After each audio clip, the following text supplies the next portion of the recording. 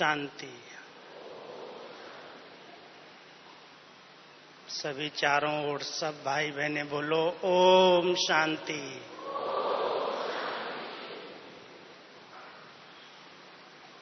कितना सुंदर diamond hall का ये दृश्य है।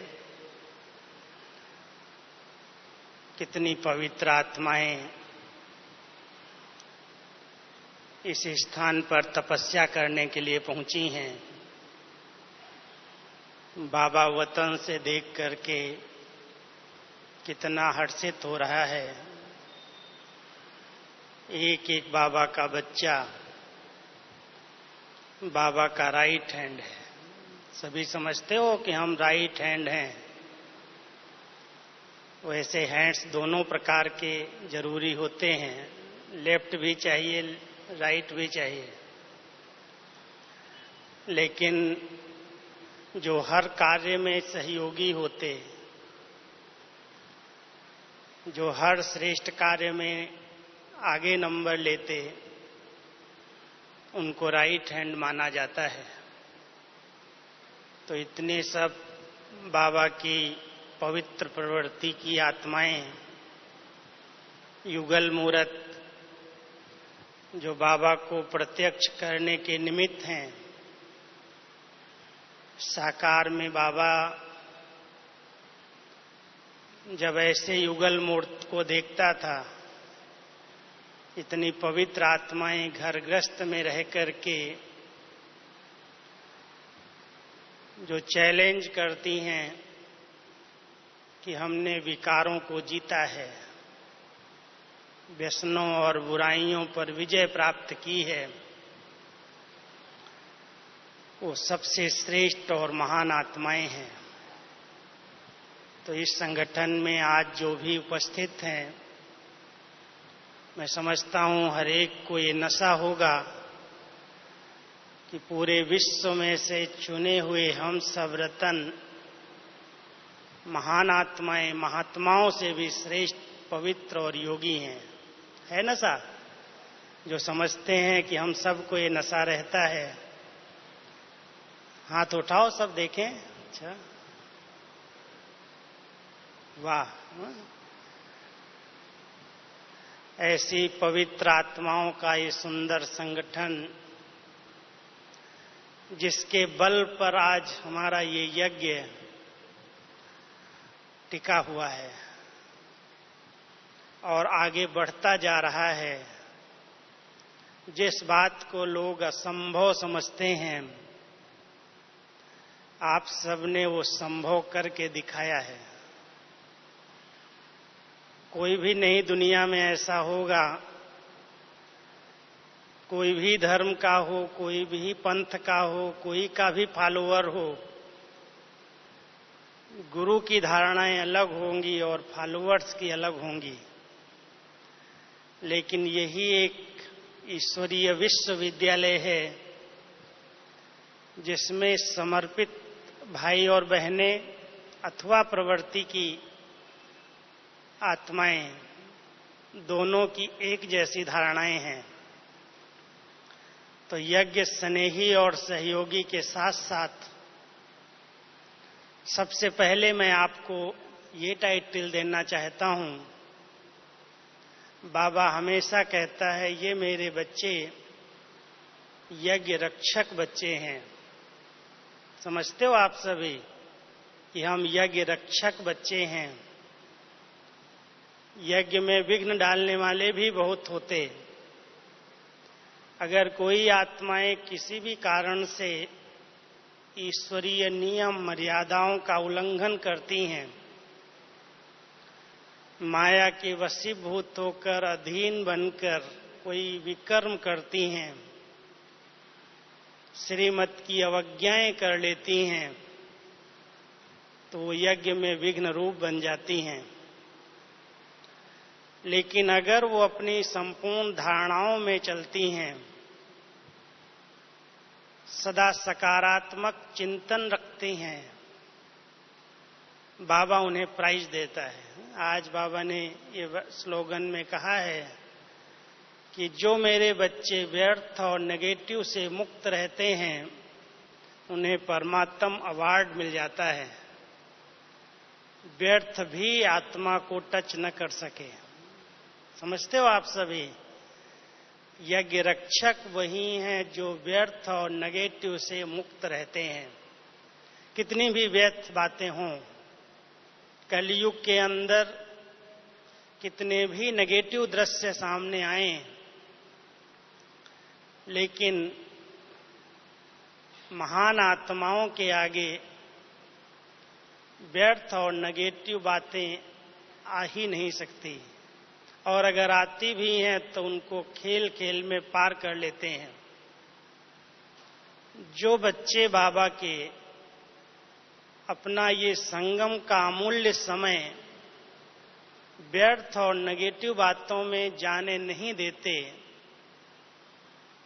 वो बाबा के यज्ञ रक्षक बच्चे हैं। आप सब समझते हो कि हम ऐसे यज्ञ रक्षक हैं जो कोई भी व्यर्थ को भी अलाउ नहीं करते। पर चिंतन, पर दर्शन, पर मत से जो आत्मा मुक्त है वो यज्ञ रक्षक कहलाती है। और अगर उसके अंदर रहती है, वही चक्कर चलता रहता है, तो व्यर्थ और व्यक्त ये दो बातें यज्ञ में सबसे बड़े विघ्न रूप में बनती हैं। जहां पर व्यक्त और व्यर्थ बातें होती हैं वहां का वातावरण साधारण हो जाता है। वहां माया को प्रवेश करने में मेहनत नहीं लगती। इसलिए बाबा ने एक बार हंसी में मुरली चलाई थी कि मैं अपने प्रवृत्ति वाले बच्चों के घरों में कभी कभी चक्कर लगाता हूं। आप सब समझते हो कि बाबा हमारे पास चक्कर लगाने आता है। वो क्या बातें करते हैं, सोने के समय कौन सी रूह रिहान आपस में करते हैं, किस तरह की वार्तालाप घर में चलती है, वो बाबा वतन से देखते आप सबके पास भी कभी कभी आ जाते हैं। ध्यान रहता होगा कि बाबा हमारे ग्रस्त आश्रम जिन्होंने बनाए हैं, जिनकी पवित्र प्रवृत्ति है, शुद्ध प्रवृत्ति है, जो एक एक चलते हैं, उनके लिए तो कह नहीं सकते। उनके आगे तो बड़े विघ्न हैं, बड़ी रुकावटें हैं।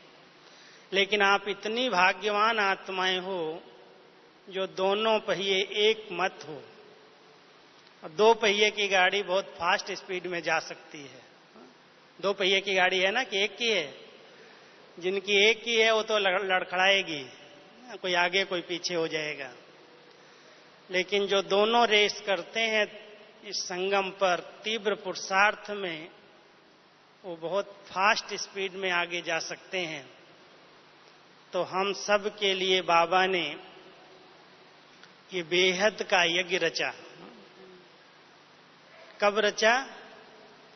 जिस दिन से बाबा की प्रवेशता हुई, शिव बाबा इस सृष्टि मंच पर अवतरित हुए, ब्रह्मा बाबा के तन में प्रवेश किया, यज्ञ की स्थापना हो गई। यज्ञ क्यों रचा? आपदाओं को, कलयुगी सृष्टि को परिवर्तन करने के लिए। उस रुद्र भगवान ने स्वयं आकर के ये रुद्र ज्ञान यज्ञ की स्थापना की और उसमें ब्राह्मण आत्माओं को सेवा के निमित्त बनाया। स्नेही और सहयोगी आत्माएं अपने मन, वचन, कर्म, तन, मन और धन के सहयोग से इस यज्ञ को सदा भरपूर रखती हैं। यज्ञ की हर आवश्यकता में सदा आगे रहती हैं। बाबा उनको कहता है ये मेरे वारिस बच्चे हैं, सपूत बच्चे हैं, गुप्त बच्चे हैं। आप सब समझते हो कितना बड़ा यज्ञ है, जो कैसे धीरे धीरे विस्तार को पाया है। 42 साल का इतिहास तो मेरे पास ही है, 75 साल वाले भी बहुत हैं। पुरानी दादियां, पुराने भाई भी हैं जिनके पास और भी बेगरी पार्ट की कहानियां हैं। कैसे बाबा ने एक छोटे से स्थान से यज्ञ की शुरुआत की। यज्ञ में आने वाले वत्स, यज्ञ में समर्पित होने वाले बच्चे तन मन से स्वाहा हो गए। स्थूल में कोई अश्व को स्वाहा नहीं किया।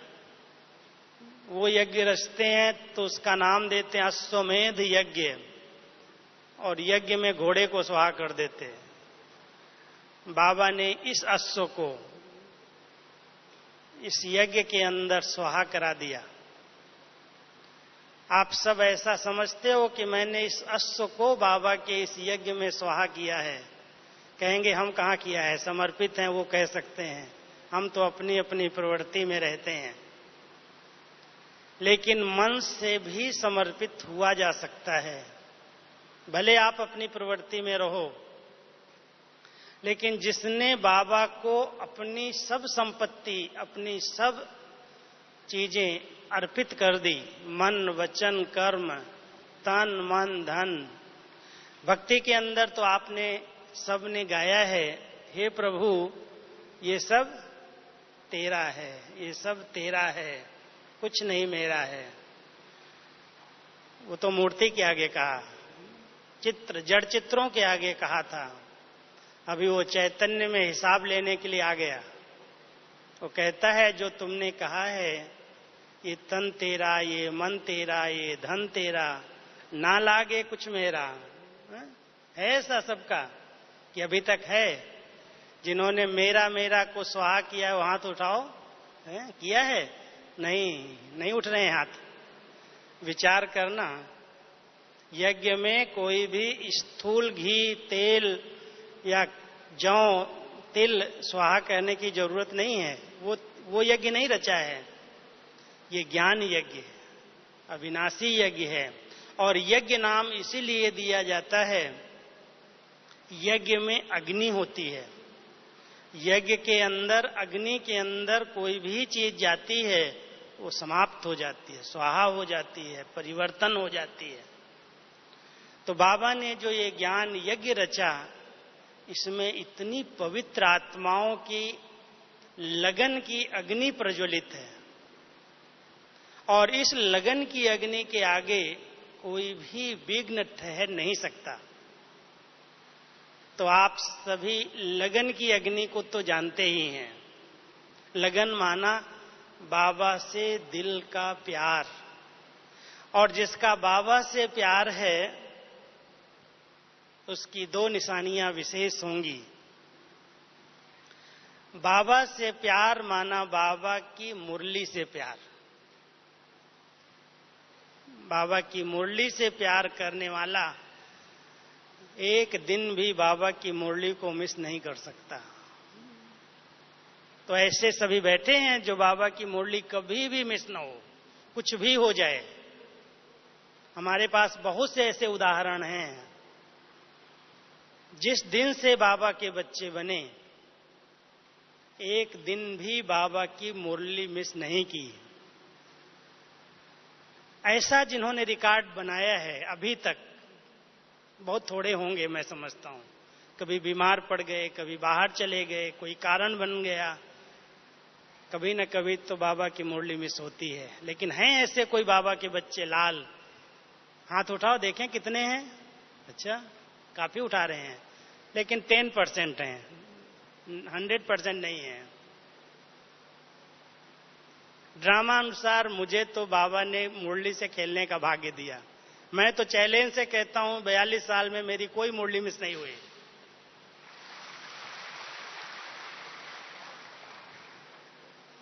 क्योंकि आपके पास भेजना है, टाइप करना है, पढ़ना है, क्वेश्चन निकालना है, वरदान तैयार करना है, तो मुरली तो पढ़नी पड़ेगी ना। लेकिन सचमुच बाबा की मुरली से प्यार माना बाबा से प्यार। बाबा की एक एक बात दिल में उतर जाए। बाबा ने कहा, बच्चे ने किया। बाबा की चाहनाएं ही बाबा की आवाज में, मुरली में हैं।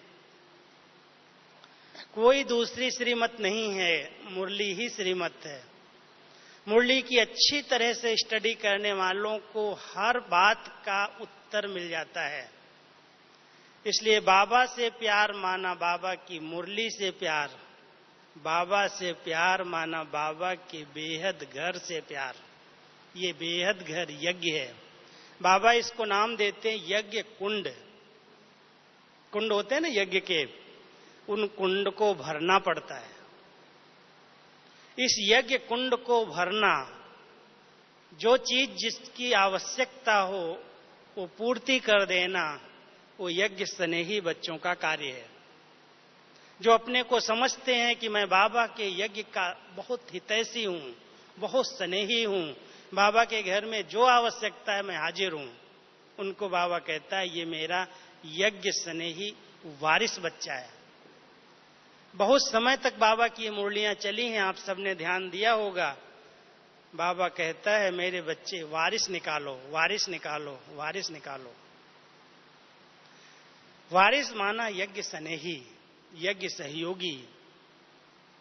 जहां पर भी कोई ऐसी चीज दिखाई देती, जैसे परिवार के प्रति हमेशा ख्याल रहता है, परिवार में कोई चीज की कमी है तो माँ बाप को रहता है, फिक्रात रहती है, ये चीज घर में आनी चाहिए, इसकी जरूरत है, आवश्यकता है।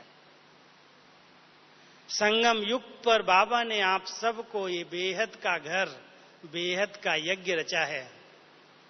सेंटर छोटे छोटे यज्ञ हैं, लेकिन मधुबन बहुत बड़ा बेहद का यज्ञ है। और बाबा कहते हैं ये यज्ञ मैंने रचा है, पूरी दुनिया को इसमें स्वाहा होना है। सारी दुनिया की सामग्री इस यज्ञ में स्वाहा होनी है। तो आप समझ सकते हो कितने भाग्यशाली आत्माएं हो। जब तक सारी दुनिया की सामग्री स्वाहा हो, आपने जीते जी पहले ही अपना सब कुछ स्वाहा कर लिया।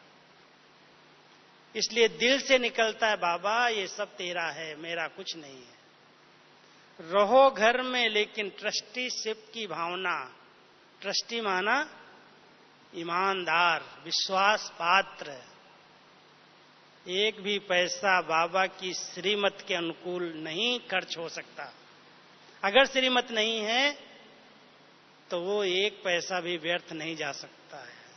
ट्रस्टी वो है जो बाबा की अमानत समझ करके इस तन को यूज करे, ये उसकी अमानत है। कहीं गलत संग में नहीं जा सकता, कहीं गलत व्यवहार में नहीं लग सकता, किसी गलत स्थान पर नहीं जा सकता। ये तन उसका है। ये पैर उधर नहीं उठ सकते हैं जहां पर गलत बातें हो रही हों, जहां व्यर्थ चिंतन हो रहे हों। ये तन वहीं जाएगा जहां बाबा की श्रीमत है। इसलिए सदा ध्यान रखना, ये तन बाबा की अमानत है और बाबा की सेवा के लिए है। जहां सेवा है वहां हाजी, हाजी, हाजी। जो बाबा के ट्रस्टी बच्चे हैं वो सदा समझते हैं कि हम सदा अपने आप को फर्स्ट नंबर में ऑफर कर दें, आफरीन मिल जाएगी। कोई भी सेवा हो, केवल ज्ञान सुनाने की सेवा सेवा नहीं है। तन की सेवा कर्मणा सेवा में आती है। और हमने देखा है जिस सेवा केंद्र पर प्रवृत्ति में सब लोग ज्ञान में चलते हैं, उनकी माताएं उस परिवार से निर्बंधन होकर के बाबा के यज्ञ में सदा हाजी करके सेवा में हाजिर हो जाते हैं। घर में भले दो लोगों की रोटी बनाने में थकावट होती हो, लेकिन बाबा के घर में आकर के वो हजारों का भोजन बना लेती है, उसमें थकावट नहीं होती। तन उनका यज्ञ में सफल हो, ये बहुत ऊंची भावना रहती है। तो यज्ञ स्नेही बच्चे सदा चांस लेने की कोशिश करते हैं कि कौन सा सहयोग मैं कब दे दूं, कहां पर मेरा सहयोग बाबा के काम में लग जाए। क्योंकि अगर ये तन बाबा की सेवाओं में लग गया, पता क्या होगा, ये सहज निरोगी बन जाएगा। ये सब कर्मेंद्रियां सहज शीतल हो जाएंगी, ये उत्तेजित नहीं होंगी। दो चीजें नुकसान कर रही हैं, बहुत ज्यादा नुकसान करती हैं। एक उत्तेजना, आवेश जिसको हम कहते हैं, कोई भी चीज में कोई को उत्तेजना आ जाए, विचारों में उत्तेजना आ जाए, वाणी में उत्तेजना आ जाए, जिसको हम कहें गुस्सा आ गया, चिड़चिड़ापन आ गया, उत्तेजित हो गया, क्रोधित हो गया, हमारी सब शक्तियां उसमें नष्ट हो जाती हैं। कोई भी कर्म इंद्रियों के अंदर तनाव पैदा हो गया, तुरंत उत्तेजित हो जाएंगे। अगर सेवा में इन कर्म इंद्रियों को लगाया है तो ये कर्म इंद्रियां शीतल हो जाएंगी, उत्तेजनाएं समाप्त हो जाएंगी। यज्ञ स्नेही बच्चे अपनी एक एक कर्म इंद्री पर ध्यान दें, उनकी कर्म इंद्रियां स्वतः शीतल हो जाती हैं, उत्तेजित कभी नहीं होती। और दूसरा उसका साथी है, भाई है, आवेश का भाई है आवेग।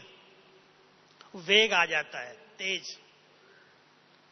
और जब विकारों का आवेग आता है, उस समय अपने आप को कंट्रोल कर लेना,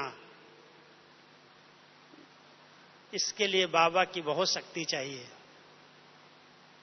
नहीं तो माया उसी समय बहुत गलतियां कराती है, पाप कर्म करा देती है। एक सेकंड का आवेग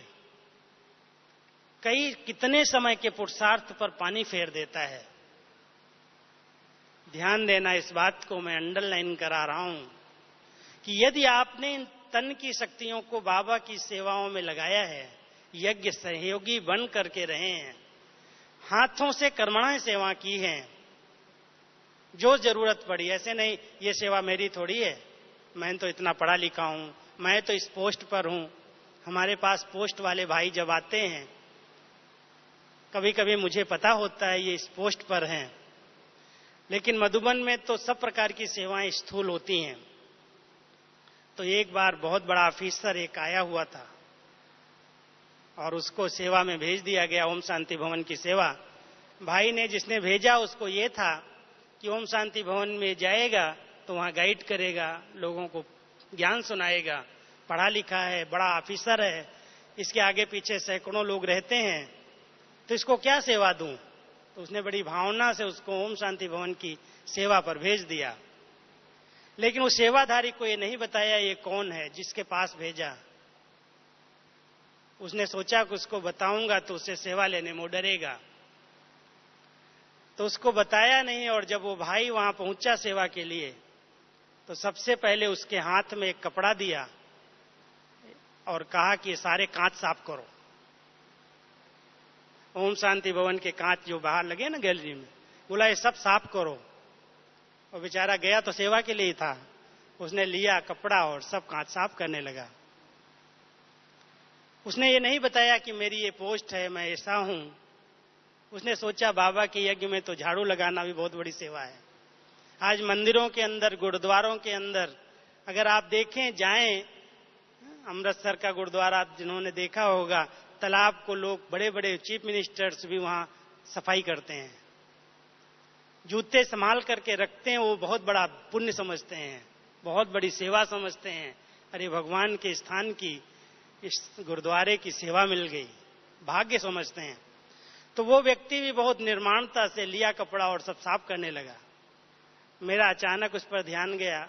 मैंने कहा भाई आपके लिए सेवा थोड़ी है, आपको तो पार्टी समझानी। कहते चुप, बोलना नहीं भाई से, बताना नहीं मैं क्या हूं।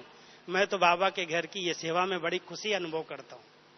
मुझे तो लगता है कि मेरा भाग्य है जो भगवान के घर में मुझे ये सेवा करने को मिल रहा है। आप समझ सकते हो कि ऐसे अगर बाबा के निर्माण चित्त बच्चे, यज्ञ की कोई भी सेवा हो, झाड़ू लगाने की हो, टेबल साफ करने की हो, बर्तन मांजने की हो, कई बार बाथरूम भी साफ करने पड़ते हैं, उसकी भी हो, किसी भी प्रकार की सेवा में जो हाजी करके निर्माण चित्त बन करके लग जाते हैं, उनके ऊपर यज्ञ पिता कितना प्रसन्न होता होगा। उनके यज्ञ की सेवा हम कर रहे हैं, भगवान के यज्ञ में हमारा ये तन लग रहा है, कितना बड़ा मेरा भाग्य है। मुझे तो सदा यही नशा रहा, कभी भी कोई भी सेवा के लिए कभी ये मुख ने हाँ जी के सिवाय ना शब्द नहीं किया। हमारी दादियां बहुत भोले भाले, हम भी भोले, पढ़े लिखे तो थे नहीं, आए बचपन में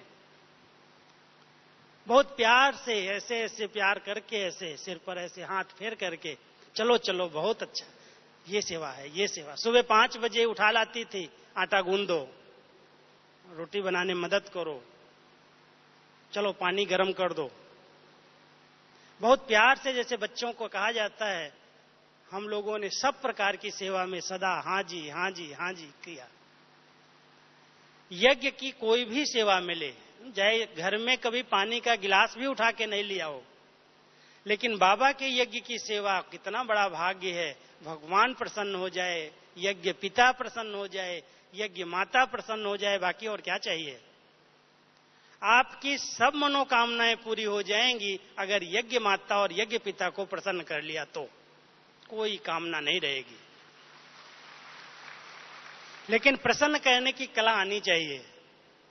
बहनों देखो, कल की आई हुई बहनें मेरे को कहती हैं दरी बिछाओ, मुझे कहती हैं ये काम करो, मैं क्यों करूं, मैं तो पढ़ा लिखा हूं, मैं तो ऑफिसर हूं।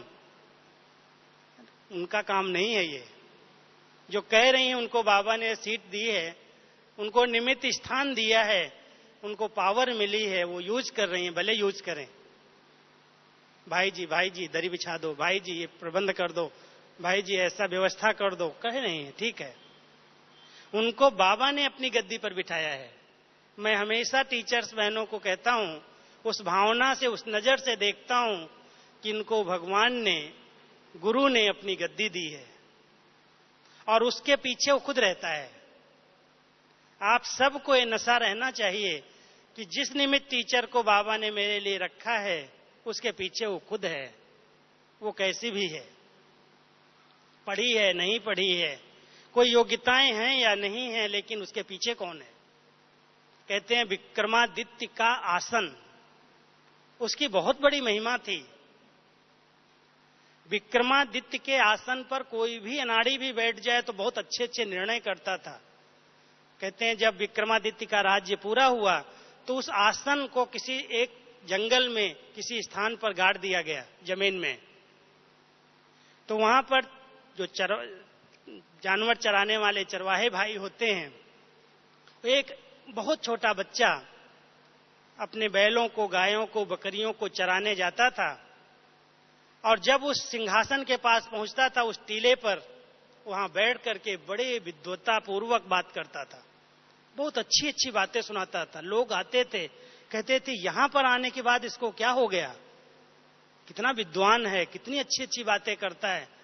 तो लोगों को शक पड़ा कि यही स्थान पर क्यों कह रहा है। बाहर जाता है तो कुछ उसको पता नहीं, बड़ा भोला, बड़ा सीधा, कुछ पढ़ा लिखा नहीं, कुछ जानता नहीं। तो लोगों ने उसकी जांच की, वहां पर विक्रमादित्य का आसन छिपा हुआ था। उस आसन की इतनी बड़ी विशेषता थी कि उस आसन पर जो बैठ जाए या आसन के ऊपर जो आ जाए, उसकी बुद्धि यथार्थ निर्णय देने लगती थी, सही सही बातें करने लगती थी। तो ये जो आसन बहनों को बाबा ने दिया है, ये विक्रमादित्य का आसन। किसका आसन है? एक ही वो आत्मा जो श्री नारायण की आत्मा है, द्वापर में विक्रमादित्य के रूप में राज्य करती आकर के, आदि मध्य और अंत बाबा ने उसकी जीवन कहानी सुनाई है। लास्ट जन्म में प्रजापिता ब्रह्मा बनी, शिव बाबा का रथ बनी, भविष्य में जाकर के वो श्री नारायण बनी और पुनर्जन्म लेकर के द्वापर में वही विक्रमादित्य बनी। उसने जिस स्थान पर मुरली चलाई, जिस स्थान से बच्चों को पढ़ाया, पालना दी, वो स्थान, ये गुरु की गद्दी का स्थान बाबा ने अपनी सब बहनों को, अपनी बच्चियों को दिया है, टीचर्स को दिया है। इसलिए सीट को सलाम। वो जो कह रही हो ठीक है, उसमें हमारा भला है, कल्याण है, क्वेश्चन करने की जरूरत नहीं है। ये कुछ नहीं जानती है, इसको तो अनुभव ही नहीं है। किसी भी प्रकार का प्रश्न करके सेवाओं से वंचित नहीं हो जाना। ये यज्ञ पिता का घर है, यज्ञ पिता ने यज्ञ रचे हैं विश्व परिवर्तन के लिए, महान कार्य के लिए, और उसमें हमारा तन सफल हो जाए, कैसे भी लग जाए, बड़ा भाग्य है। माताएं सदा ध्यान रखो कि बाबा के कार्य में कहीं न कहीं लग जाएं हम, चाहे रोटी बनाओ, चाहे सब्जी काटो, चाहे अनाज साफ करो, चाहे कोई सेवा करो, यज्ञ सेवा है, ये बहुत बड़ा पुण्य है, क्योंकि भगवान की स्थापना में मदद हो रही है। और इस भावना से अगर बहुत दिल से अपना यज्ञ समझ करके किसी ने तन सफल किया है, उसका तन निरोगी है, उसका आवेग समाप्त है, उसके अंदर आवेग नहीं आएगा, वो कभी भी माया के अधीन नहीं हो सकता, उससे विकर्म नहीं होंगे। और अगर किया ही नहीं सेवा, सिर्फ योग किया है, सेवा में तन नहीं लगाया है, तो कभी भी माया प्रवेश कर सकती है, आवेग आ सकता है, और आवेग कई प्रकार के अवज्ञाएं करा देता है। इसलिए तन बाबा के कार्य में जिसने लगाया, जितना समय लगाया, जब समय मिला चांस ले लिया, हाँ जी कर दिया, बाबा के यज्ञ की सेवा, बड़ा भाग्य है मेरा। उसके बाद मन, क्योंकि मन ही सबसे बड़ा चंचल है, नुकसान कर देता है, भटक जाता है, एकाग्र नहीं होता, बैठते हैं याद में कहां कहां ले जाता है कंट्रोल सबका मन के ऊपर, जब चाहो सेकंड में स्टॉप हो जाए। मन को कहो चल अभी तुम वतन में, बाबा के पास पहुंच जाए। एक बहुत अच्छा वाहन है, यात्रा कराने वाला है, लेकिन उस वाहन का प्रयोग करने वाला मालिक उसको क्या भोजन खिलाता है, उसकी कैसी सेवा करता है। विचार करना, यदि ब्राह्मण जीवन में 5 साल, 10 साल, 15 साल ज्ञान में चलते हुए अगर मेरा मन एकाग्र नहीं होता है, अगर मेरा योग नहीं लग रहा है, ये मन भटक रहा है, माना मैंने इस मन को अच्छा भोजन नहीं दिया है। रोज सवेरे सवेरे नियम पूर्वक इसको बहुत अच्छी खुराक चाहिए। अच्छी खुराक, अच्छी खुराक माना ये नहीं कोई स्थूल भोजन करते रहो, मन के चिंतन के लिए अच्छा अच्छा ज्ञान का खजाना, मनन करो, चिंतन करो, अच्छे से संकल्पों में आ जाओ, मन को अच्छा भोजन मिल गया, शक्तिशाली हो जाएगा, कहना मानेगा। ध्यान रखो कि मन बाबा की मर्यादाओं की लकीर के अंदर के बाहर न जाए, उसको बाउंड्री दे दो। कहते हैं लक्ष्मण, लक्ष्मण रेखा, वो लक्ष्मण नहीं थे, स्थूल में कोई लक्ष्मण ने रेखा नहीं खींची, लेकिन हरेक को बाबा लक्ष्मण का टाइटल देता है। हे मेरे लक्ष्मण, मन को लक्ष्य दो, रेखा खींचो। हे मन, तुम इस लक्ष्य के बाहर नहीं जा सकता है, कितना भी माया का बहुरूप सामने आ जाए। अगर मन इस रेखा से बाहर निकल गया, कौन सी रेखा? श्रीमत, ईश्वरीय मर्यादाएं, उस रेखा से अगर मन सेकंड भी बाहर गया, अंगूठा भी बाहर निकाला, तो रावण हल ले जाएगा। वो तो बैठा ही ताक में कि कब ये श्रीमत का थोड़ा सा उल्लंघन करें। मन से उल्लंघन होता है सबसे पहले, कर्म इंद्रियों तक बात बाद में आती है, बोल तक बात बाद में आती। बीज है मन, संकल्प, इसलिए बीज पर बहुत ध्यान चाहिए। बीज शक्तिशाली है तो बोल और कर्म का फल और फूल अच्छा होना ही है। बीज ही नेगेटिव है, बीज ही कीड़े वाला है, बीज में ही कितने दुर्गुण भरे हुए हैं, तो बोल कैसे होंगे और कर्म कैसे होंगे, सोच सकते हो। यदि यज्ञ से नहीं आत्मा है हम बाबा के बच्चे, तो सबसे बड़ा सहयोग है इस समय के अनुसार मन के अंदर इतने सकारात्मक चिंतन किए जाएं जो मन एक सुंदर वातावरण को क्रिएट करे। इस वर्ष का होमवर्क है, शायद आप सबके ध्यान पर आया हो, बच्चे वृत्तियों से वातावरण को चेंज करो, वृत्तियों से वायुमंडल को बनाने की सेवा करो। कैसे करेंगे? अगर मेरा मन मेरे कंट्रोल में नहीं है तो वृत्ति शुद्ध हो सकती है। वृत्ति बनी कैसे? वृत्तियां जो बनती हैं वो मन के अंदर जो बात व्रत के रूप में, ऐसे घेरा के रूप में, जो संकल्प घेरे की रूप में बार बार इमर्ज होते रहते हैं, कंट्रोल जिन पर नहीं रहता, बात थोड़ी सी है वो मन के अंदर बार बार आ रही है, बार बार आ रही है, ऐसा हो गया, ऐसा हो गया, ऐसा हो गया, ऐसा हो गया। उसकी वृत्ति बन गई। और वो वृत्तियां जो चित्त के अंदर चली जाती, उसके द्वारा एक ओरा बनता है और उस ओरे से वातावरण क्रिएट होता है। यदि किसी स्थान पर बहुत नेगेटिव सोचने वाले हों, हिंसक वृत्ति वाले हों, आप थोड़ा कंट्रास्ट अनुभव करते होंगे। एक बार का मैं मिसाल बताता हूं। हम लोग दिल्ली में शुरू में खरीदारी करने के लिए जाते थे यज्ञ की तरफ से। तो पैसा बचाने के लिए एक बार हमने कहा हम पैदल चलते हैं। पैदल रास्ता मालूम नहीं था, 2 भाई थे हम। तो हम अपने पांडव भवन से निकले, दिल्ली में रहते थे, वहां मार्केट के लिए। पैदल जाएंगे, क्यों 15-20 रुपया हम खर्च करें रिक्शे के। तो हम पैदल जा रहे थे, तो पैदल एक गली में हम चले गए। हमको पता नहीं था ये गली कैसी है। और वो गली इतनी दर्दनाक, उसके अंदर जाते ही भय लगने लगा। कोई हमारे संकल्प नहीं था, अचानक हम गए तो उसमें कितने प्रकार के हिंसा हो रही थी। माना जो मांस मदिरा खाने वाले होते हैं, बकरे कटे हुए लटके हुए थे, क्या क्या लगा था। इतना गंदा वातावरण था जो एकदम जाते ही बेचैनी हो गई। उस स्थान से निकलते ही ऐसे लिए कब निकल पाएंगे यहां से। करीब 20 मिनट तो क्रॉस किया होगा वो गली को। उस गली में इतना भय लगे, इतना एक वातावरण भारी था। आप समझ सकते हो कि उस वातावरण को क्रिएट किसने किया।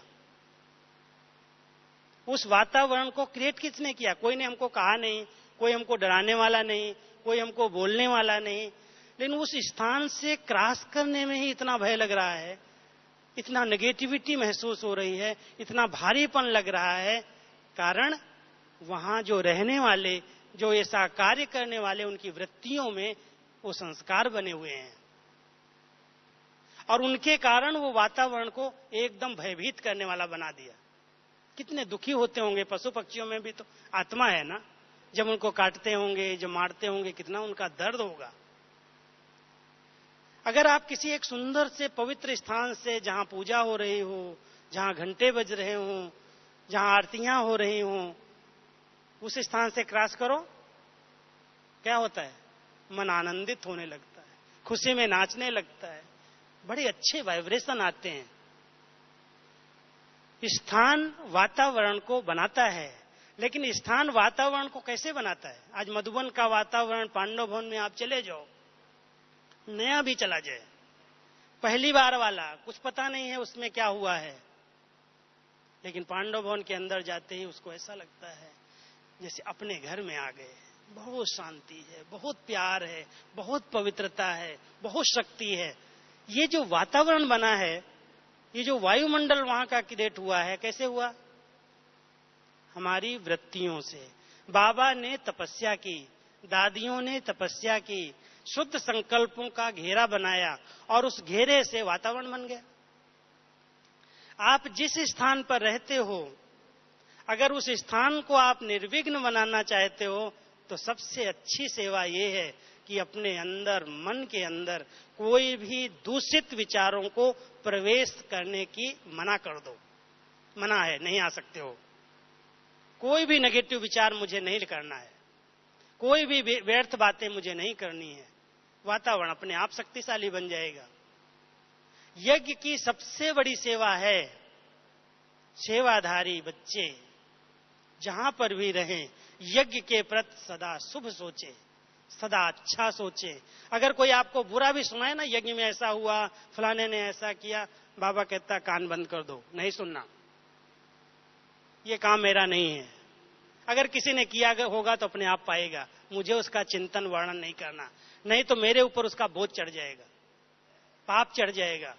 कोई सुनाए तो भी कहो कि बाबा ने कहा है कि अगर ऐसी व्यर्थ बातें करना, माना वो संग दुश्मनी का है। मुझे नहीं सुनना है, मुझे नहीं सोचना है, मुझे नहीं बोलना। ये मन अपने आप अच्छा हो जाएगा। अगर मन को बाबा के यज्ञ में समर्पित कर दिया, मन को बाबा की श्रीमत के अनुसार उसकी रेखा के अंदर ले आए, तो ये मन बहुत सधोरा हो जाएगा, बड़े अच्छे अच्छे विचार करेगा। बड़े अच्छे अच्छे संकल्प करेगा और आपको बहुत अच्छे स्थान पर सैर कराएगा। कभी आप सूक्ष्म वतन की सैर करो, कभी आप मूल वतन की सैर करो, कभी आप अपने वैकुंठ धाम की सैर करो, कभी मंदिर में मूर्ति की तरफ चले जाओ, देवी देव कुल की, गांव की कुल देवी, गांव का कुल देवता कितनी मनोकामनाएं भक्तों की पूरी कर रहा है, कितनी आशाएं पूरी कर रहा है। किसी स्थान पर जाकर के भक्तों की सेवा करके आ जाओ, ये मन आपको बहुत अच्छे अच्छे अनुभव कराएगा। लेकिन मन को बाबा के यज्ञ में समर्पित किया है, स्वाहा किया है। स्वाहा स्वाहा, बाबा कहते स्वाहा करो। यज्ञ माना स्वाहा, व्यर्थ को स्वाहा करो, नेगेटिव को स्वाहा करो, विकल्पों को स्वाहा करो, आपका मन मनाभव हो जाएगा। बाबा ने जो कुछ दिया है, धन, ये बाबा की अमानत है। हमेशा प्रवृत्ति में रहते हुए ध्यान रखना, इस अमानत पर किसी चोर की नजर न लग जाए। ये प्रभु की अमानत है, माया की इस पर नजर न लगे। कहीं पर भी एक पैसा भी व्यर्थ नहीं जा सकता है, ये बाबा का है। मैंने बाबा को अर्पित किया और बाबा ने कहा बच्चे तुम इसको संभालो, यथार्थ स्थान पर सफल करो। आज भी बाबा की मुरली में एक था, सफल करोगे तो सफलता मिलेगी। सफलता के लिए सफल करना एक विधि है। ये हमारा धन बाबा के यज्ञ में सफल हो जाए, थोड़ा भी अगर सफल कर लिया, भगवान हमारे स्नेह में उसका रिटर्न देने के लिए बंध जाएगा। कई बार बाबा कहता है मैं बहुत बड़ा सर्राफ हूं, सर्राफ समझते हैं, बहुत बड़ा बिजनेसमैन हूं, मुझे किसका सफल कराना है किसका नहीं कराना मुझे पता है। अगर कोई बच्चा मेरा सच्चा है, दिल से कहता है बाबा सब तेरा है, उसका सब सफल हो जाता और सोचता रहता है बहुत लोग करने वाले हैं, यज्ञ में तो बहुत पैसा आता है, अगर हमने नहीं किया तो क्या हुआ? बाबा कहता तेरे की पैसे की जरूरत ही नहीं है, स्वीकार नहीं करता है। सोच सोच करके जब बकरे की बलि देते हैं तो महाप्रसाद किसका बनता है? जो एक धक से मर जाता है। अगर सोच सोच करके चिल्ला चिल्ला करके अगर उसके प्राण जाते हैं तो उसको रिजेक्ट कर दिया जाता है, महाप्रसाद नहीं होता। अगर आपको बाबा के यज्ञ में कुछ भी लगाना है, कभी भी सोचना नहीं और पूछना नहीं। क्यों पूछें किसी से? अगर आपका अधिकार है आपकी प्रॉपर्टी के ऊपर, गुप्त दान महापुण्य सफल हो जाए, भगवान 21 जन्म के लिए बंध जाए रिटर्न करने के लिए। इनडायरेक्ट तो आपने बहुत कुछ भक्ति के अंदर किया है, डायरेक्ट कुछ भी नहीं किया। ये संगम का समय डायरेक्ट सफल करने का समय है। बहुत समझदार बन करके, बुद्धिमान बन करके बाबा के बेहद कार्य में, स्थापना के कार्य में, नई दुनिया बनाने में मेरा कुछ लग जाए, बस स्वाहा हो जाए। गुप्त दान महापुण्य, तुरंत दान महापुण्य। सोचने वाले का पुण्य नहीं बनता, पूछने वाले का पुण्य नहीं बनता। क्या कहते हैं? आएंगे ग्रुप में 10 लोग आए होंगे, तूने कितना किया, तूने कितना किया, तूने कितना किया। कोई ज्यादा करेगा, अरे तुम क्यों इतना करता है, यहां तो बहुत है। बाबा कहता है खुद भी पाप किया और दूसरे को भी पाप के निमित्त बना दिया। कभी सोचना नहीं और पूछना नहीं है, बाबा के काम में लग जाए। कब काम आएगा? किनकी दबी रहेगी धूल में, किनकी राजा खाए, किनकी चोल लूट जाए, किसकी जलाएगी आग। सफली होगी साईं जो नाम धनी के खर्च करे। किसकी सफल होगी? अगर धनी के नाम से कुछ सफल हो गया, भगवान धनी है ना, बाप है हमारा, अगर उसके यज्ञ में मेरा कुछ लग गया तो उसके रिटर्न के लिए वो बंध जाएगा। इसलिए बाबा कहता है कई भाग्यवान बच्चे अपनी रेखा अपने हाथ से खींच रहे हैं। भाग्य विधाता बाप है, लेकिन भाग्य बनाने के लिए कलम बच्चों को देता है सबके हाथ में कलम। कहता मैं तुमको कलम देता हूं, ऐसे नहीं कहता हूं आयुष्मान भव, धनवान भव, पुत्रवान भव, मैं ये आशीर्वाद नहीं देता, ये तो गुरुओं के पास जाओ। मैं तुमको आशीर्वाद देने के साथ साथ समझ देता हूं, कलम देता हूं श्रेष्ठ कर्म की। यदि तुम उस श्रेष्ठ कर्म की कलम से श्रेष्ठ कर्म का बीज बो दोगे तो उसका रिटर्न तो मिलना ही है।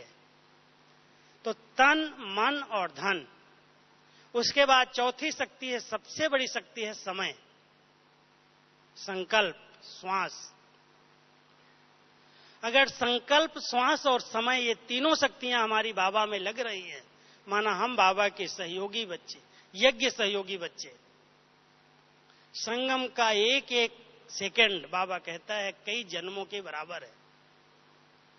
इसको सफल करना है, व्यर्थ न जाए।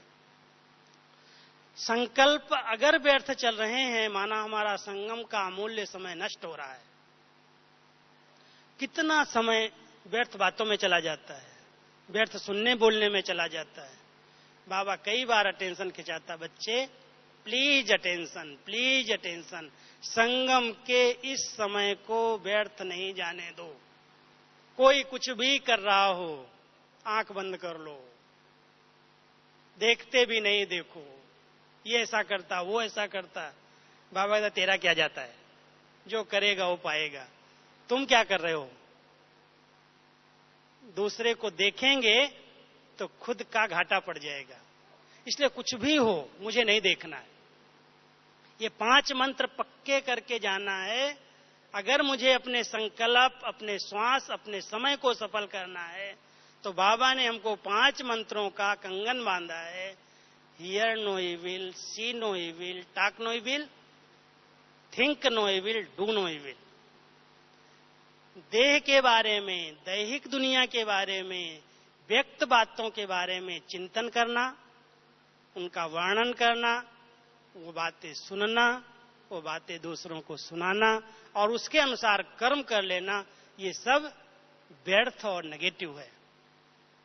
इसलिए यदि मैं आत्मा बाबा के यज्ञ का सहयोगी हूं, यज्ञ रक्षक हूं, तन मन धन मेरा बाबा के कार्य में सफल हो रहा है, तो ध्यान रखना ये बहुत वैल्यूबल चीजें भी बाबा के इस स्थापना के कार्य में सफल हो जाएं। एक एक संकल्प पॉजिटिव संकल्प हो, जो बाबा ने कहा है वही सोचना है, उतना ही सोचना है। अगर कोई बात दिखाई भी दे, सुनाई भी दे, बाबा कहता है तुमको मैंने एक ढाल दी है, एक तलवार दी है। ज्ञान तलवार है और ड्रामा की ढाल है। ड्रामा की ढाल सामने ले आओ।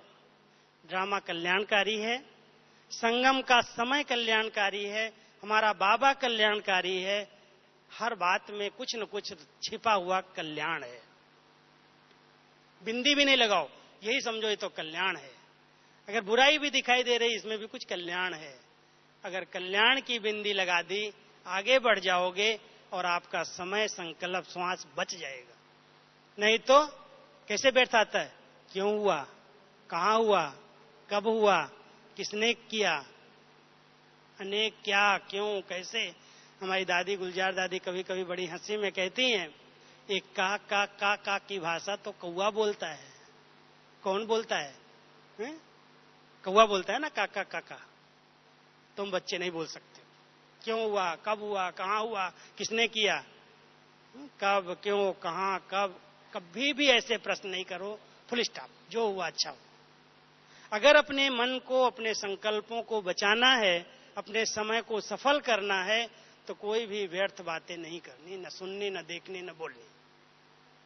तो इसलिए यज्ञ रक्षक, यज्ञ स्नेही, यज्ञ सहयोगी, जहां आवश्यकता है मैं हाजिर। हनुमान की सबसे बड़ी विशेषता ये थी, राम को जहां जरूरत है वो हाजिर है। हाँ जी, हाँ जी, हाँ जी, दिल में रहता। राम के दिल में हनुमान और हनुमान के दिल में राम। तो ऐसे सब पांडव, महावीर बन करके बाबा के कार्य में, स्थापना के कार्य में अपना भाग्य समझ करके, अपना तन मन धन समय संकल्प श्वास सफल करके जितना चाहे उतना भाग्य बना लो। अब नहीं तो, अंडरलाइन है ना, अब नहीं तो कब नहीं। मम्मा के 2 स्लोगन हमेशा याद रखना। मम्मा का दिन है, कल हम मम्मा का दिन मनाएंगे। मम्मा कहती थी हर घड़ी अंतिम घड़ी है, अब नहीं तो कब नहीं। और दूसरा स्लोगन मम्मा का था हुकुमी हुकुम चला रहा है। उसका हुकुम, जो हुकुम, हाँ जी हाँ जी हाँ जी हाँ जी, उससे नंबर 1 बन गई। अगर हम ये दोनों मंत्र पक्का कर लें तो हम बाबा के बहुत स्नेही, सहयोगी, सपूत बच्चे बनकर बाबा के स्थापना के कार्य को जल्दी से जल्दी संपन्न कर देंगे और बाबा के बहुत समीप आ जाएंगे। अगर बड़ों के बाबा के परिवार के समीप आना है तो समीपता का आधार है बाबा के यज्ञ में निरंतर सहयोग देते चलो। जिस प्रकार की शक्ति है सहयोगी बन जाओ। कोई कहता है मैं बुढ़ा हो गया हूं, मेरे तन में शक्ति नहीं। बाबा कहता कोई छोड़ दो, नहीं है ना, कोई हर्जा नहीं, बैठे बैठे बाबा को याद करो, मन की शक्ति है। अच्छा कहते हो मन भी बड़ा विकारी है, मन भी बड़ा चंचल है, मन भी एकाग्र नहीं होता। बाबा कहता अच्छा छोड़ दो, धन है बाबा के काम में लगा दो। कोई कहे कि बाबा तन कमजोर है, बीमार है, मन बड़ा विकारी है, दूषित है, बुरे संस्कारी है, धन तो है ही नहीं, अब मैं क्या करूं? फिर भी बाबा छोड़ता नहीं है, फिर भी नहीं छोड़ता है। कहता कोई तो विशेषता है, अनुभव है, कोई शक्ति है, वो अनुभव की शक्ति बाबा के काम में लगा दो। हिम्मत है, सत्यता है, निश्चय है, भगवान के कार्य में किसी तरह से तो मदद करो। जो जिसके पास कला है, जो जिसके पास विशेषता है, जिस प्रकार से यज्ञ में हम सहयोगी बन सकते हैं, हम उसमें अगर थोड़ा सा सहयोग देंगे तो कहते हैं ये अंगुली दे दी तो भगवान का छप्पर उठ गया, कलयुग का छप्पर उठ जाएगा, सतयुग आ जाएगा और आप सेफ हो जाएंगे। बड़ी चतुराई थी भगवान को। इस अंगुली को लगाने का इशारा क्यों दिया? भगवान तो अकेला ही उठा सकता था। इस गोवर्धन पर्वत को तो ऐसे उठा देगा, उसके लिए क्या बड़ी बात है। लेकिन ग्वाल बालों को तूफान आंधी से बचाने के लिए, बरसात से बचाने के लिए बड़ी युक्ति रच दी कि तुम इसके नीचे आ जाओ, और नीचे आने का यही साधन है कि तुम इस सब उंगली लगाओ, ये उठ जाए ऊपर।